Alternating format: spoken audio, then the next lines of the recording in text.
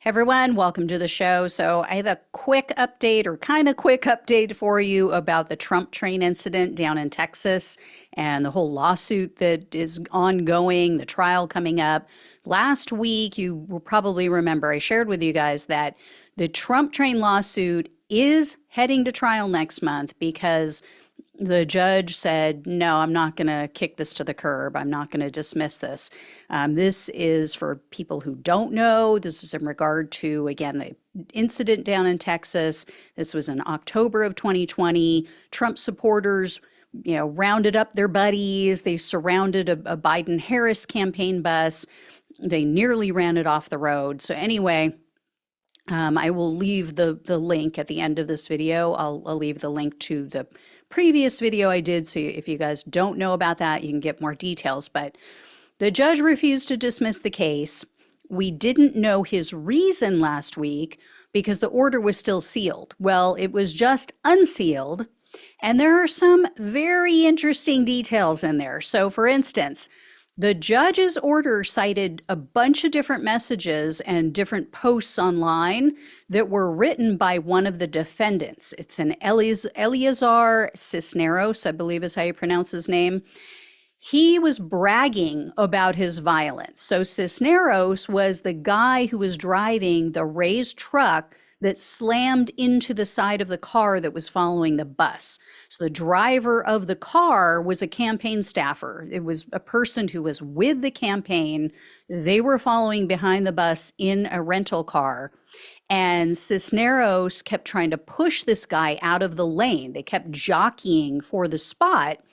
And then this was all captured on video, by the way, by other people who were following what was going on.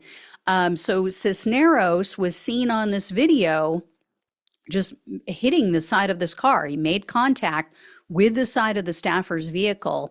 And then he later boasted that that was, quote, me slamming that fucker and welcome him properly to Texas. Not welcoming, welcome. He also sent a message saying that he's, quote, smart enough to get the entire Biden-Harris campaign canceled in Texas. Yeah. So smart that he's putting this, in written form. And then Cisneros is also so smart that he told someone that the staffer was, quote, Antifa, I'm more than sure. Ooh, is he wearing all black? Is that what tipped you off? And then during a deposition for this case, Cisneros admitted that he pushed the driver, that was his term, pushed, and that he hit him. So he admitted it. And there was also a damning text message from Cisneros to another one of the defendants, a woman named Joey Lynn Maceros. So Cisneros asked Maceros if she could make him a custom t-shirt that said, quote, don't make me Rittenhouse your ass. Now, for those who don't know, or maybe in another country, that was a reference to a young man named Kyle Rittenhouse who murdered two people and injured a third person at a George Floyd protest. So that's what this guy thought was really funny and wanted to put on a shirt.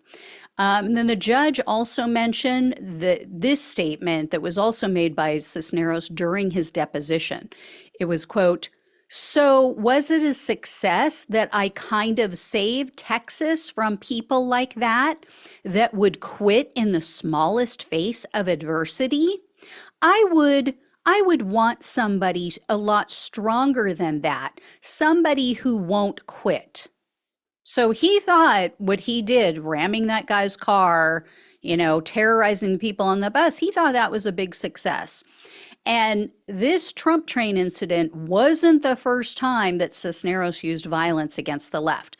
Just 1 month prior to this whole thing on the highway, Cisneros purposely drove his truck into a crowd of Black Lives Matter protesters.